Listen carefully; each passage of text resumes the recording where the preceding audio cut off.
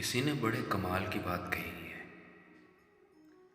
जो मुस्कुरा रहा है उसे दर्द ने पाला होगा, और जो चल रहा है उसके पाँव में छाला हो।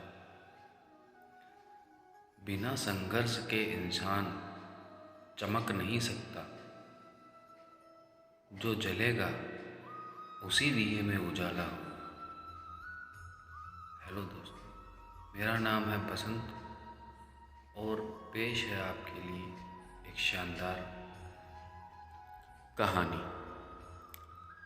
एक बार एक किसान भगवान से बहुत ही नाराज हो गया। किसान बहुत मेहनती था। बहुत मेहनत से वह खेतों में अनाज उगाता, उसकी देखभाल करता, पर अक्सर उसकी फसल खराब हो जाती। कभी सूखा पड़ जाता, कभी बाढ़ आ जाती, तो कभी तेज धूप, कभी आंधी। कोई न कोई कारण बन ही जाता, उसकी फसल खराब हो जाती। एक दिन वह किसान गुस्से में आसमान की ओर देखकर भगवान से बोला, हे ईश्वर, आपको लोग सर्वज्ञाता मानते हैं कि आप सब जानते हैं। कहते हैं कि आपकी इच्छा के बिना एक भी पत्ता नहीं हिलता। पर मुझे तो लगता है कि आप छोटी से छोटी बात को भी नहीं जानते। आपको तो ये भी नहीं पता कि खेती बाड़ी कैसे करते। अगर आप जानते होते तो हर समय जो बाढ़, आंधी, तूफान आते हैं वो कभी ना आते। आप अगर जानते कि कितना नुकसान उठाना पड़ता है हमें किसानों को, यदि आप मेरे हाथ में यह शक्ति दे दें कि जैसा मैं चाहूँ वैसा मैं मौसम कर दूँ, फिर आप देखना मैं अन्न के भंडार भर दूँगा। भगवान इस किसान की तीखे वाक्य सुनकर मुस्कुरा रहे थे और वह किसान के सामने प्रकट हो गए और बोले, आज से तुझे यह शक्ति देता हूँ कि तू अपने खेतों पर तुम्हारी जैसी इच्छा हो तुम वैसा मौसम बना दो। मैं बिल्कुल भी दखल नहीं दूंगा। तुम्हारी इच्छा से सब कुछ होगा। किसान बहुत खुश हो गया। किसान ने गेहूं की फसल अपने खेतों में बोई।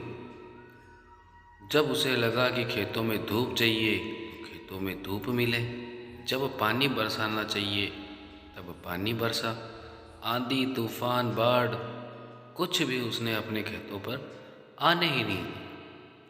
किसान ने खेत में इस वर्ष ऐसी फसल हुई जैसी कभी नहीं हुई थी। हरी भरी लहराती हुई फसल। मन ही मन वह बहुत खुश हो गया और सोचने लगा, अब सबूत के साथ दिखाऊंगा भगवान को कि इसे कहते हैं शक्ति का सही उपयोग। मेरी सफलता देखकर उन्हें अपने नियम जरूर बदलने पड़ेंगे। कुछ दिन गुजरे, फसल कटने को तैयार हो गई।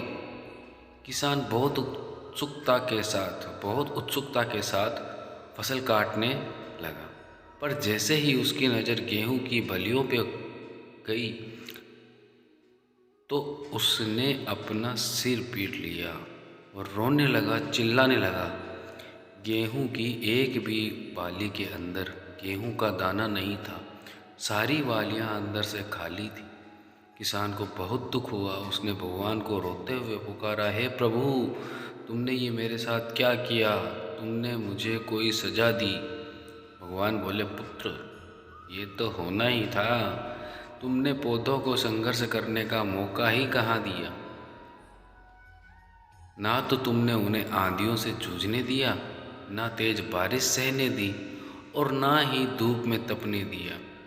एक भी चुनौती का सामना तुमने उनको करने ही नहीं दिया। इसलिए सारे पौधे अंदर से खोखले रह गए।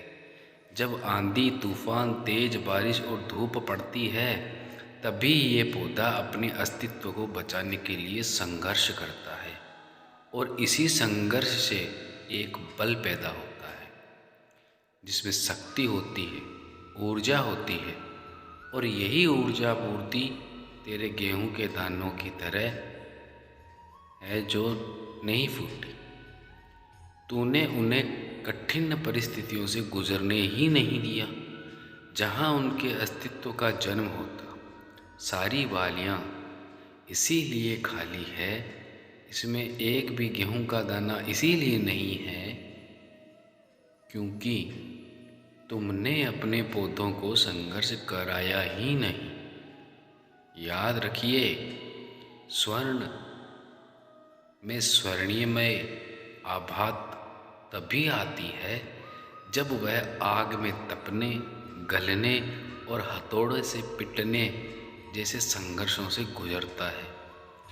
कोयले का टुकड़ा हीरा तभी बनता है जब वह उच्च दाब और उच्च ताप की मुश्किल परिस्थितियों से गुजरता है।